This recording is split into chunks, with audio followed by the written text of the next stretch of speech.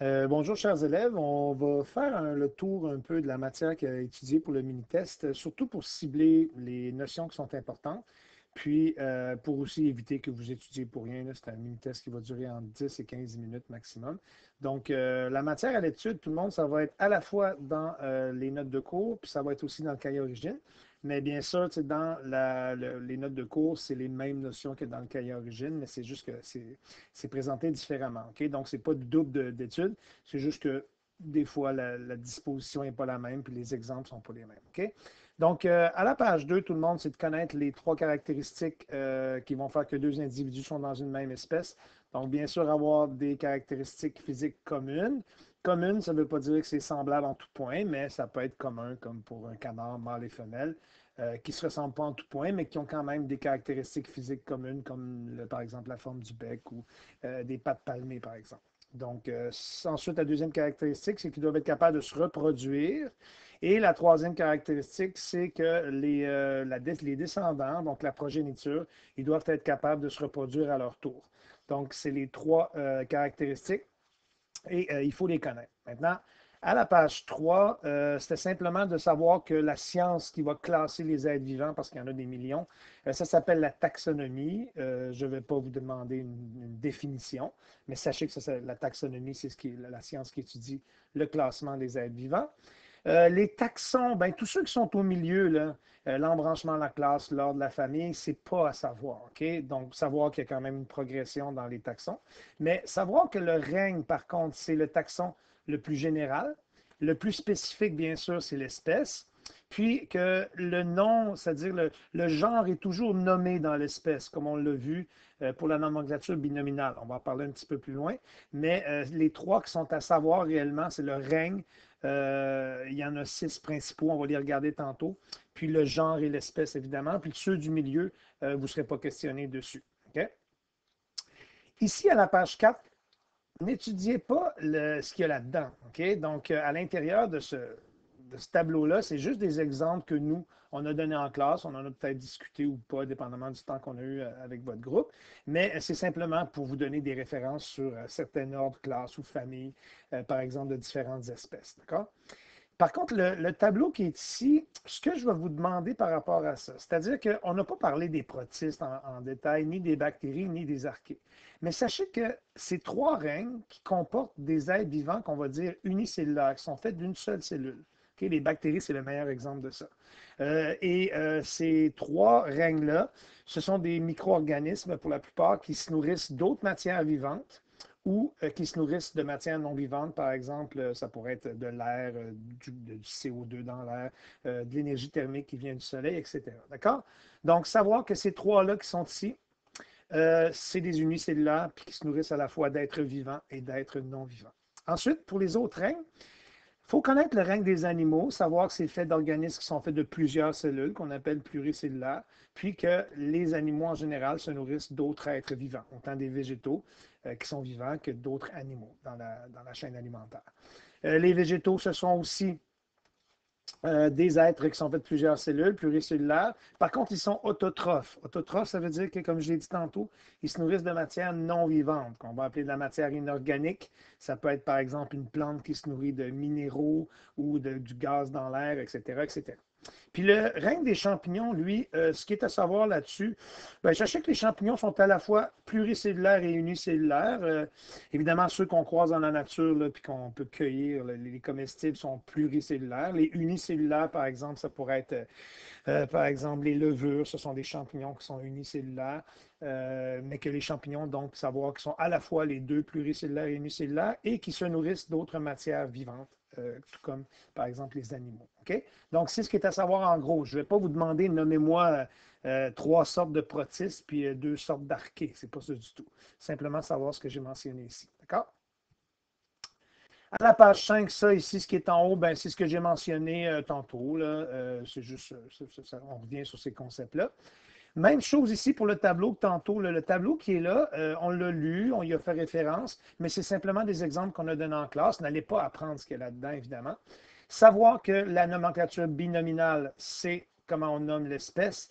Il y a deux noms, parce qu'on dit binominal, nominal pour nom. Le premier mot va identifier le genre. Il commence par une majuscule. Et le deuxième mot précise le genre. D'accord? Par exemple, ici, si on prend, on peut prendre n'importe lequel, mais admettons qu'on prend l'espèce des coyotes. Alors, l'espèce des coyotes, euh, le genre des coyotes, c'est Canis. Puis évidemment, comme on l'explique en classe, le premier mot du nom de l'espèce va être le genre, toujours. D'accord? Fait que le chat, par exemple, son genre, c'est Felis. Donc, le nom de l'espèce va être Felis sylvestris. Même chose pour les hommes, par exemple. Nous, notre genre, c'est Homo, mais c'est Homo sapiens. Le deuxième mot, il va venir préciser le genre pour nommer l'espèce. L'espèce, c'est ce que je souligne en mauve. Là. Ça, c'est le nom de l'espèce. C'est le nom binominal. C'est comme ça qu'on désigne l'espèce. Mais le deuxième mot vient préciser le genre, un peu comme c'est mentionné ici. Le second mot précise le genre, c'est-à-dire dans le genre homo pour l'homme, il y avait précédemment à nous, il y avait l'homo erectus, il y avait l'homo habilis, et nous, c'est l'homo sapiens. D'accord? Donc, le deuxième mot vient préciser c'est quel genre, et les deux mots ensemble, c'est l'espèce, et c'est ce qu'on va appeler le nom binominal. Il n'y a rien d'autre à apprendre, à connaître là-dessus. D'accord? Ça, c'est des exemples qu'on avait fait. À la page 6, on s'était pratiqué. C'est pas mauvais de réviser un peu ce qu'on avait fait là-dedans. Au numéro 7, même chose, donc à savoir nommer par exemple le genre, si vous connaissez le nom de l'espèce, etc. Même chose pour le numéro 3, réviser le numéro 3, tout le monde. C'est un numéro qui est important à comprendre. Et à la page 8, on va parler des populations. Donc ici, on parle des trois caractéristiques d'une population, même espèce. Ils doivent vivre à un moment donné dans une région donnée. Donc, on doit être précis pour définir une population. Une communauté, c'est plusieurs populations d'espèces qui se côtoient. Ça aussi, on a fait des exercices là-dessus, on en a parlé. Vous avez aussi le concept de quadrat. Les quadrats, ce sont des parcelles de terrain. Lorsqu'on va déterminer, par exemple, le lieu où est-ce que la population se situe, ben, l'aire occupée par la population dans ce lieu-là, ça peut être par exemple en mètres carrés ou en kilomètres carrés. Donc, on peut vous donner carrément une parcelle de terrain, mais on pourrait vous dire, par exemple, on a tant de cadres. Par exemple, il y a, je ne sais pas moi, 3 individus dans ce cadre-là. Ici, il pourrait en avoir 5, puis ici, il pourrait en avoir 2, puis là, il pourrait en avoir un. Mais ce qu'on fait dans ce temps-là, pour trouver le nombre d'individus, on fait simplement additionner tous les individus dans tous les quadrants. Donc, on a fait des exemples là-dessus. Dans ce cas-ci, il faudrait additionner tous les individus. On trouverait un certain nombre d'individus. Puis la densité de population, c'est ce qu'on cherche. Okay? Donc, il y a une formule qui va vous être donnée là, à l'examen. Vous n'avez pas besoin de l'apprendre par cœur, elle sera écrite au tableau, mais simplement savoir que c'est la densité. On la calcule avec le nombre d'individus.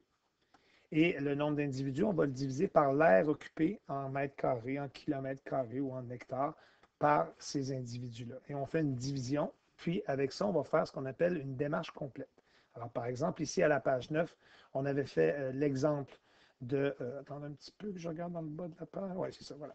Donc, à la page 9, tout le monde, on avait fait un exemple. On avait dit qu'il y a 200 écureuils gris qui sont sur 5 km².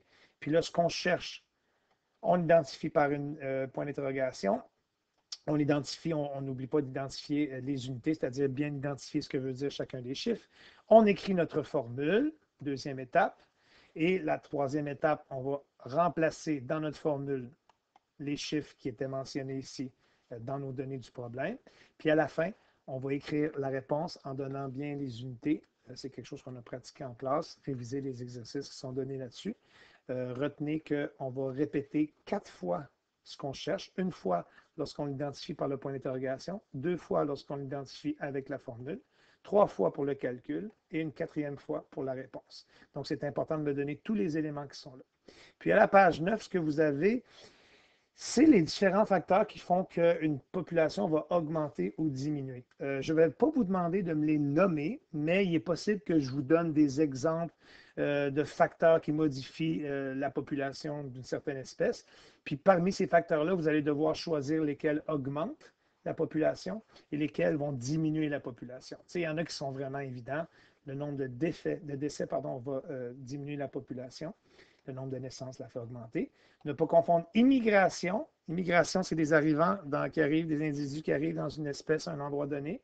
Puis émigration, c'est lorsqu'ils quittent. OK? Donc, on fait la différence entre les deux. Sinon, vous pouvez vous fier à votre logique, là, comme je le dis. Je ne vais pas vous demander de me nommer tout ça. Je vais vous donner des exemples, puis vous allez devoir choisir lesquels parmi les exemples donnés augmentent ou diminuent la population.